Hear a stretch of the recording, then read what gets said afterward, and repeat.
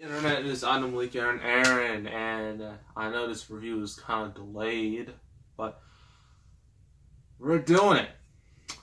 Incredibles 2! Now, I already did a video about Incredibles 2, but that was about its box office, which is still coming in, and it's still making quite the amount of money. Now it's slated to make at least 180 million opening weekend, which would be insane. It'd be about 45 million more than Finding Dory, which was the original, which had originally had the record for big animated opening. So yeah, Incredibles 2 is white hot right now, and I did see it yesterday. There was a lot of showtimes for it, like a lot of screens for it. So I went and saw it.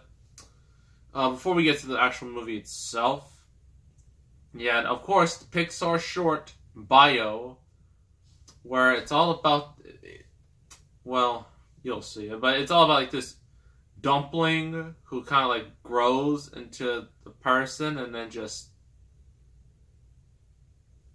it's kind of weird. To say the least, it's a bit weird and odd, but ultimately, like, the dumpling itself is a metaphor for, for like, I forgot, I think it was the mother, I think. It's a metaphor.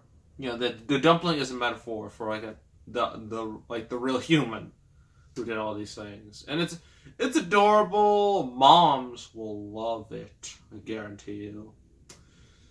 It tries to get Pixar trying to get them tears. Trying to hit at your emotions. That is their job. To get at you at the emotions. They even did a whole movie based off emotions. Inside Out. So yeah, but it was a pretty good short. I'm now on to the actual movie.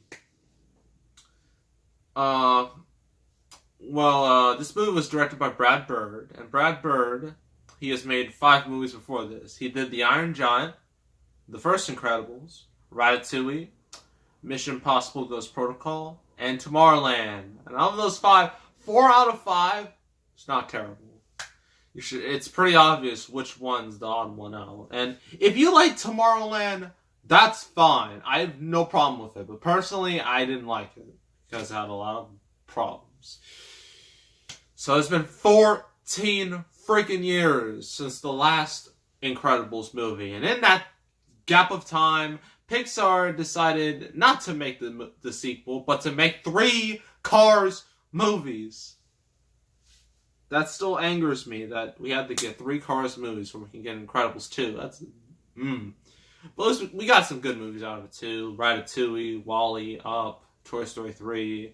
Brave was okay, Monsters University was okay, Inside Out was good, haven't seen Good Dinosaur, and Finding Dory was good, but not as good as the original. Cars 3 and 2. Well, I haven't seen Cars 2, I never want to. Cars 3 sucked. And Coco was good. So, yeah, it's been a bit of a shaky track record, but not a terrible track record.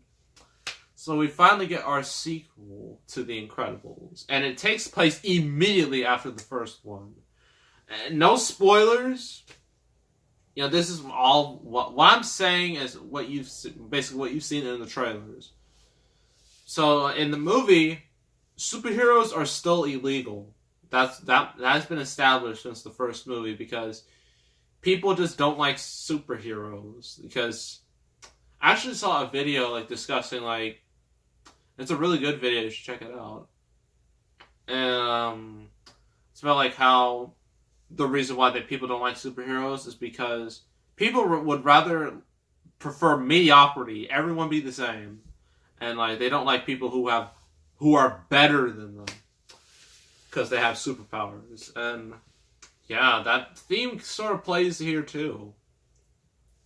And remember at the end of the first Incredibles, the Underminer, he is, well, at least he was teased to be the villain. They actually made a video game sequel for the movie 13 years ago, Rise of the Underminer, which is not canon.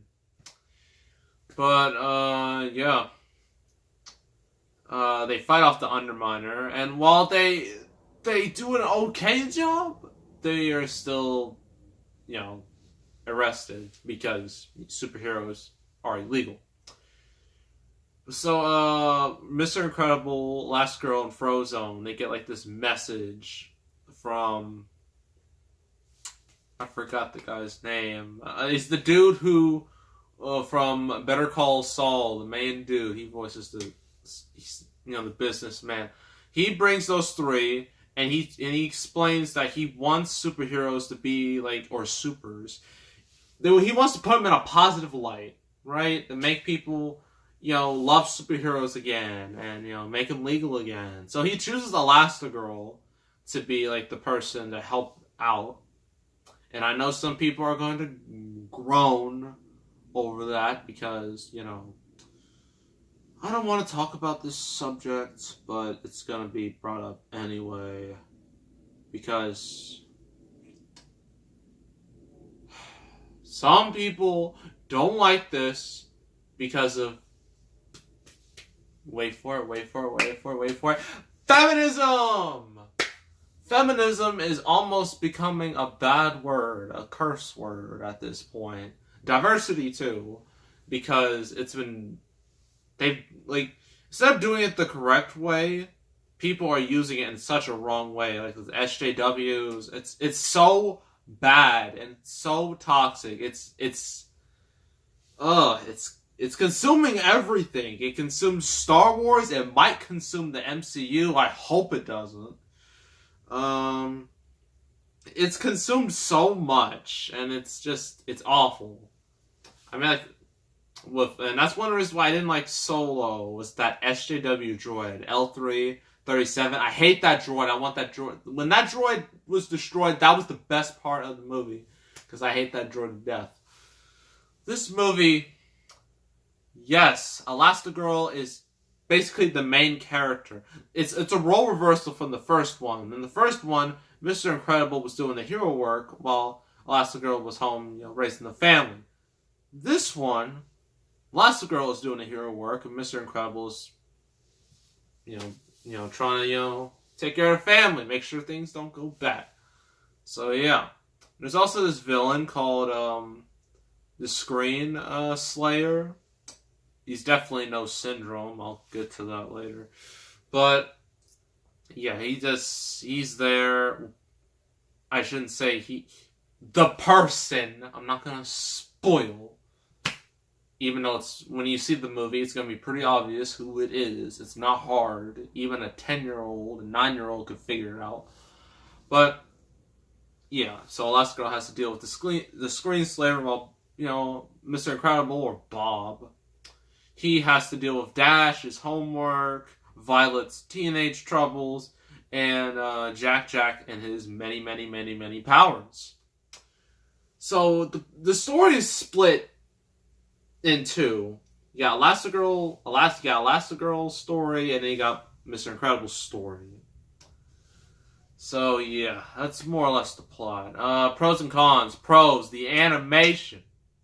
Although it sucks we had to wait so long for this movie, it's also a good thing because the animation is amazing. And I know you're going to be like, it's Pixar. Their animation is always good. Even if the movie's not good, the animation is. And that is true. But in this movie, they just took it to another level. The way they did textures, the way they did lighting. I know lighting doesn't come up when it comes to animated movies. But the way they did lighting and is just something one of the scenes, not really a spoiler, but Elastigirl is, trying to fight the Screen Slayer, right? And she's in an apartment. But the way it's lit up, it's not like a kid's movie. Oh no, it's like a live action movie. It's like something a bit more adult. And when she does fight the Screen Slayer, no spoilers to any of that, but the rooms, the Screen Slayer, he uses these screens to hypnotize people, right? And he also has goggles he can use. But, Elastigirl and the Screen Slayer, they fight And this The Room, just the way it's like, if you have problems with your eyes, like when it comes to flashing lights, I suggest not watching this movie. But the way they do it is just so mesmerizing. You're just staring at it, and you're just like, wow, this is so... Can't stop looking at it. And I think that may have been on purpose.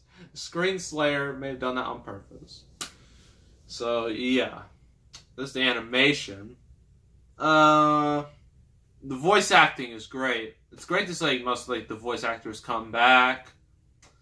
You know, it's nice. It's just nice to see all these characters again, like the Parr family, Frozone. It's just nice, you know, see them all together again.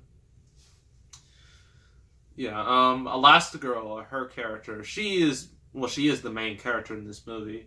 She has some really good action scenes, like, and they're pretty creative with her powers. They don't waste them, like the way like she uses her powers to like stop a train. Like you've seen it, I think you've seen it in the trailers or the TV spots. But yeah, some pretty nice animation with that.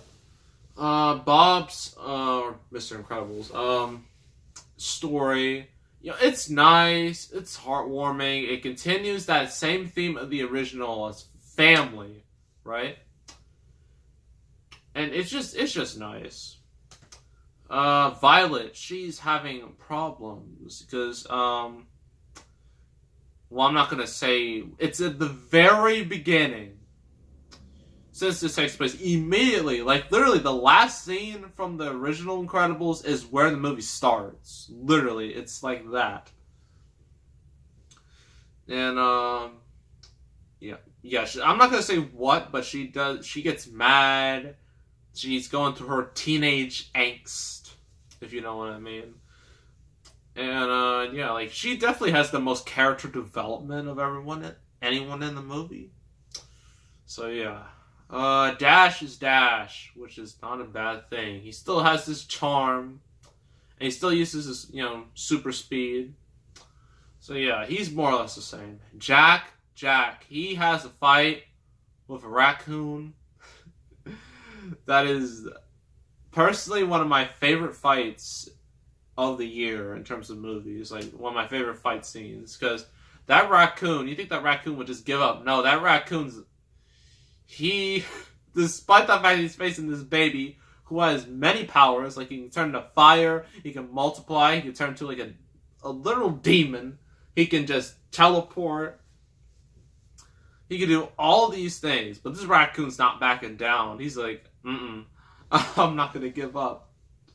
So yeah, that was a pretty epic fight. And it was such a small fight too, but it was epic. If you're gonna watch this movie, I highly suggest watching it for that fight, because it's really good.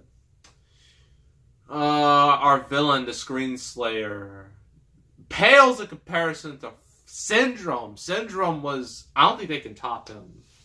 Honestly, the way they should have done it is they should have done the Screen Slayer in the first movie, and then go on to Syndrome. Like from an villain to a great villain. Similar to how Batman Begins did it.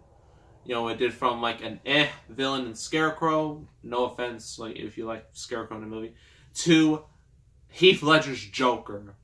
Like that's how the Incredibles should have done it, but they did it this way, and it's not a huge deal, but it's just kind of the villain's very underwhelming, and it's pretty easy to figure out who it is. Yeah, the music is great. It definitely fits like the era the movie's set in, and also. In the very beginning, like the logo for Disney, it's an Incredible style. It's the style of the Incredibles. It is awesome. It's points for creativity. What else? I think I went over more or less everything. I guess cons. What I didn't like. Some of the plots dragged a little. Just saying. I mean, the movie's only like 2 hours. It's not long, but it sort of drags. It actually drags a bit more than the original, which is a shame. But it's not a huge deal. Like once like some of the plot lines, once it starts picking up, it really picks up. Yeah, villain is just underwhelming to say. It's underwhelming. Uh, Overall, yeah. In the end, despite the 14-year wait, the wait was worth it for Incredibles 2. I mean, it had basically had everything that the original had great action, great characters, great humor, great everything. And although like the movie kind of has underwhelming villains, some of the movie can drag a little and whatnot, but it definitely makes up for it. With like all I said, like the animation, characters, humor, just all of that, the action scenes. It's just so good. I'm gonna give Incredibles 2 a 9 out of 10. I highly, highly, highly, highly, highly recommend seeing it. I mean, it's really the only thing worth watching right now, at least until Jurassic World: Fallen Kingdom comes out next week. But yeah, I highly recommend you see Incredibles 2. So that's my Incredibles 2 review. Hope you all enjoyed it. Make sure to subscribe, like this video, leave a comment, and I will see you all next time. And I am out.